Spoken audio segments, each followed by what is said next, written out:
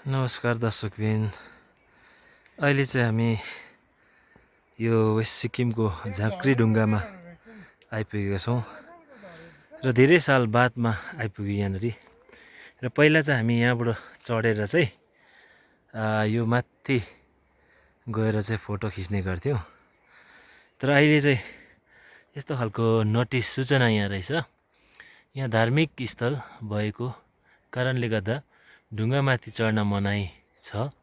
यदि चढेको खण्डमा कारबाही गरिनेछ।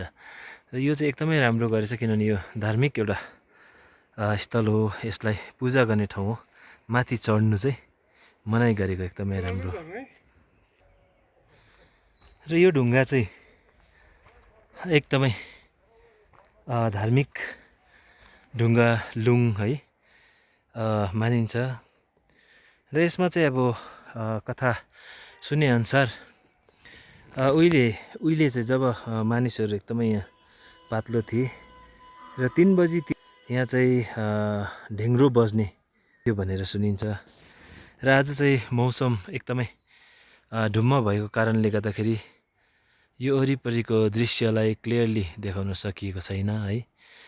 र यो चाहिँ जग्गामा चाहिँ धेरै अगाडि आएको थिएँ र यो जग्गा चाहिँ एकदमै टुरिज्म डेभलपमेन्टको निम्ति यो सम्भावना बोकेको जग्गा हो। तर मेन कुरा चाहिँ बाटो चाहिँ यहाँ चाहिँ एकदमै अप्ठ्यारो रहेछ है। पेलिङबाट एकदमै नजिक पर्ने जग्गा हो। यो एउटा इम्पोर्टेन्ट साइट सिइङको लागि टुरिस्ट स्पट बन्ने जग्गा हो। तर यहाँ सायद मलाई लाग्छ यहाँ त्यति टुरिस्टहरू आउँदैन बाटोकै कारणले गर्दाखेरि। र यहाँ चाहिँ होमस्टेहरू पनि एकदमै यहाँ तल देखिँदैछ, यस्तो बनाएको रहेछ। तर यहाँ त्यति अब टुरिस्टहरू चाहिँ बाटोकै कारणले गर्दा आउँदैन जस्तो लाग्यो। यो एउटा इतिहास बोकेको ढुङ्गालाई मैले चारैतर्फबाट भिडियो लिने प्रयास गरिरहेको छु। यहाँ चाहिँ टुरिज्मकै यो केही कन्स्ट्रक्सन यो हुनसक्छ, यो गेस्ट हाउस केही बनाएको होला। तर धेरै साल बादमा आउँदा पनि यसको स्थिति नै रहेछ। यो चाहिँ मुनिपट्टिबाट लिएको दृश्य है। यो अति नै ठुलो स्टोन छ।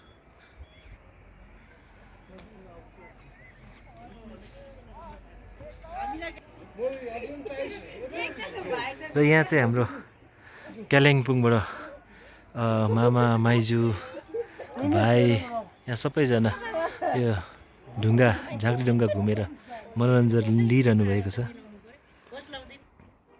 यो चाहिँ तल्लोपट्टिबाट लिएको नजारा हो र यस्तो छ यो ढुङ्गा, प्राय डल्लै देखिन्छ यहाँबाट। र यो झाँक्री ढुङ्गाको छेउमा यस्तो सुन्दर घरहरू निर्माण गरिएको छ।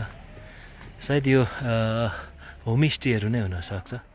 यहाँनिर टुरिस्टहरू आएर एकदमै मनोरञ्जन लिन सक्ने जग्गा छ।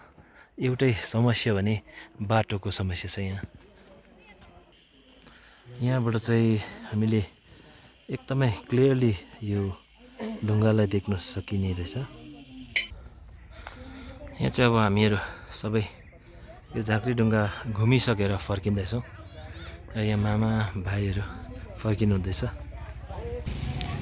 यहाँनिर चाहिँ अब हामी घुम्ने क्रम अब सकिएको छ। र यो चाहिँ डल्लै ढुङ्गा चाहिँ यहाँबाट देखिन्छ है। र यही हो यसै झाँक्री ढुङ्गाको नामले यो गाउँ पनि छ।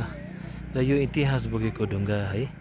र यहाँ चाहिँ हामीले टुरिज्म लाई एकदम इम्पोर्टेन्स दियो भनेदेखि पक्कै पनि यहाँको बासिन्दाहरूले है रोजगारी पाउनेछ है, पैसा रुपियाँ कमाउन सक्नेछ भन्ने चाहिँ हामीले देख्यौँ। र यहाँ चाहिँ रोडको चाहिँ एकदमै समस्या छ। र यो भिडियो कस्तो लाग्छ तपाईँहरूलाई सेयर कमेन्ट गर्नुहोला भन्दै अहिलेलाई भने यो भिडियो यतिमै राख्न चाहन्छु। धन्यवाद।